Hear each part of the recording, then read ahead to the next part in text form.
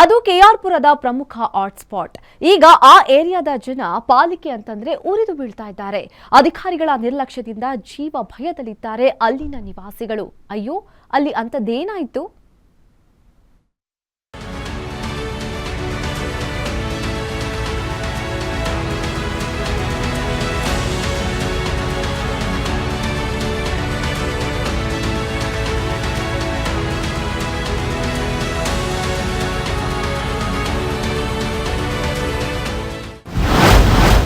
ಅಯ್ಯಪ್ಪ ನಗರ ಜನರಿಗೆ ಅಯ್ಯಯ್ಯೋ ಅನ್ನೋ ಸ್ಥಿತಿ. ಹೈ ಟೆನ್ಷನ್ ವೈರ್ನಿಂದ ಮೈಯೆಲ್ಲ ಜೋಮ್ ಜೋಮ್. ಜೀವ ಭಯದಲ್ಲೇ ಬದುಕುತ್ತಿರುವ ಸ್ಥಳೀಯ ನಿವಾಸಿಗಳು. ಯಮನಂತೆ ತಲೆ ಎತ್ತಿ ನಿಂತಿರುವ ಹೈ ಟೆನ್ಷನ್ ಕಂಬಗಳು. ಸಾವಿಗೆ ಕಾದು ಕುಳಿತಂತೆ ಕೈಗೆಟಕುವ ಹಾಗೆ ಮನೆ ಪಕ್ಕದಲ್ಲಿ ಹಾದು ಹೋಗಿರುವ ಕಂಬಗಳು.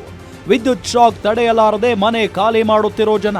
ಕಂಬಗಳ ಕೆಳಗೆ ಕ್ಯಾರೆ ಅನ್ನದೇ ನಿಂತಿರುವ ಕಾರುಗಳು. ಬೇರೆ ವಿಧಿ ಇಲ್ಲದೆ ಕಂಬದ ಕೆಳಗೆ ವಾಸಿಸುತ್ತಿರುವ ನಿವಾಸಿಗಳು ಇಂತಹ ಹೀನಾಯ ಸ್ಥಿತಿಗೆ ಸಾಕ್ಷಿಯಾಗಿರೋದು ಕೆಆರ್ಪುರಂನ ಅಯ್ಯಪ್ಪ ನಗರದ ಜನ.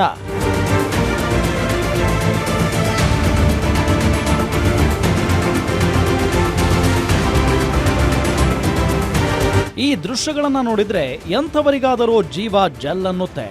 ದಿನ ಕರೆಂಟ್ ಜೊತೆಗೆ ಬದುಕಬೇಕು, ಪ್ರಾಣ ಯಾವಾಗ ಹೋಗಿ ಬಿಡುತ್ತೋ ಅನ್ನೋ ಆತಂಕದಲ್ಲೇ ದಿನ ದೂಡುವ ಪರಿಸ್ಥಿತಿ ಇವರದ್ದು.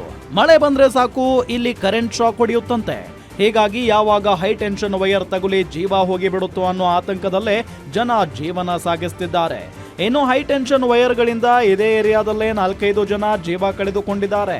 ಇತ್ತೀಚೆಗೆ 10 ವರ್ಷದ ಬಾಲಕ ಸಾವನ್ನಪ್ಪಿದ ಕೇಸ್ ಇದಕ್ಕೆ ತಾಜಾ ಉದಾಹರಣೆ. ಆದ್ರೂ ಇಲಾಖೆ ಒಂದೇ ಒಂದು ಬಾರಿಯೂ ಇಲ್ಲಿಗೆ ವಿಸಿಟ್ ಮಾಡಿಲ್ಲ ನೋಡಿ.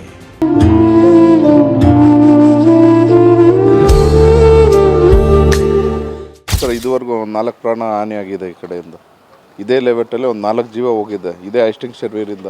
ಎಲ್ಲ ಬಿಲ್ಡಿಂಗ್ ಪಕ್ಕದಲ್ಲೇ ಇದೆ. ದಯವಿಟ್ಟು ಇದನ್ನೇನೋ ತೆರವುಗೊಳಿಸೋ ಪ್ರಯತ್ನ ಮಾಡಬೇಕು ಗೌರ್ಮೆಂಟ್ ಅವರಾಗಲಿ, ಇವರು BBMP ಅವರಾಗಲಿ. ಪ್ರತಿಯೊಬ್ಬರು ಯಾರೋ ಸಹಕರಿಸ್ಬೇಕು. ಯಾರು ಸಹಕರಿಸ್ತಾ ಇಲ್ಲ. ಇದುವರೆಗೂ ಪೇಂಟ್ರ್ ಒಬ್ಬರು ಸತ್ತೋದ್ರು, ಮೇಸ್ತ್ರಿ ಒಬ್ಬರು ಸತ್ತೋದ್ರು. ಆ ಬಿಲ್ಡಿಂಗ್ ಮಾಲೀಕರು ಕೂಡ ಆ ಲೈನ್ ಇದೆ ಅಂತ ಕೂಡ ಅವರು ತಲೆ ಕೆಡಿಸ್ಕೊತಾ ಇಲ್ಲ. ಅವ್ರ ಪಾಡ್ಗೆ ಅವ್ರು ಕನ್ಸ್ಟ್ರಕ್ಷನ್ ನೋಡಿ. ಇವಾಗ ಕೂಡ ಇಲ್ಲಿ ಹೊಸದು ಕನ್ಸ್ಟ್ರಕ್ಷನ್ ಮಾಡಿದ್ದಾರೆ. ಲೈನ್ ಕೆಳಗಡೆನೇ ಇದೆ. ಆದರೆ ಅವ್ರಿಗೆ ಭಯ ಭಕ್ತಿ ಇಲ್ಲ. BBMP ಅವರು ಇದೆಲ್ಲ ಪರಿಶೀಲನೆ ಮಾಡಬೇಕು. ಬಂದು ಯಾಕೆ ಕಟ್ತಾ ಇದ್ದೀರಾ ಏನು ಅಂತ ಅಬ್ಜೆಕ್ಷನ್ ಲೆಟ್ರ್ ಹಾಕಬೇಕು. ಕಟ್ಟಿರೋ ಡೆಮೊಲೇಷನ್ ಮಾಡಬೇಕು. ವೈರಿಂದ 14 ಅಡಿ ದೂರ ಡಿಸ್ಟೆನ್ಸ್ ಇರಬೇಕು ಬಿಲ್ಡಿಂಗ್. ಆದರೆ ಇಲ್ಲಿ ನೋಡಿ, ಯಾವುದೇ ಬಿಲ್ಡಿಂಗ್ ಆಗಲಿ 14 ಅಡಿ ದೂರ ಡಿಸ್ಟೆನ್ಸಲ್ಲಿ ಯಾವುದೂ ಇಲ್ಲ. ಇನ್ನು ಇಲ್ಲಿನ ಒಂದಿಷ್ಟು ಜನ ಸ್ಥಳೀಯರು ಬೇಜವಾಬ್ದಾರಿ ಮೆರೆಯುತ್ತಿದ್ದಾರೆ. ಹೈ ಟೆನ್ಷನ್ ವೈರ್ ಡೇಂಜರ್ ಅಂತ ಗೊತ್ತಿದ್ರು ಕಂಬಗಳ ಕೆಳಗೆಯೇ ವಾಹನಗಳನ್ನ ಪಾರ್ಕ್ ಮಾಡಿದ್ದಾರೆ. ಇನ್ನು ಕೆಲವರಂತೂ ಕರೆಂಟ್ ಶಾಕ್ ಹೊಡೆಯುತ್ತೆ ಅಂತ ಗೊತ್ತಿದ್ರು ವೈರ್ಗಳು ತಗಲುವಂತೆ ಮನೆ ಕಟ್ಟಿಕೊಂಡಿದ್ದಾರೆ. ಆದ್ರೆ ಒಂದಿಷ್ಟು ನಿವಾಸಿಗಳಿಗೆ ಇದು ತಲೆನೋವಾಗಿದೆ. ಮಕ್ಕಳು ಓಡಾಡುವ ಜಾಗದಲ್ಲಿ ಈ ರೀತಿ ಅವ್ಯವಸ್ಥೆ ಇದ್ರೆ ನಾವು ಬದುಕೋದು ಹೇಗೆ ಅಂತ ಜನ ಪ್ರಶ್ನಿಸ್ತಾ ಇದ್ದಾರೆ.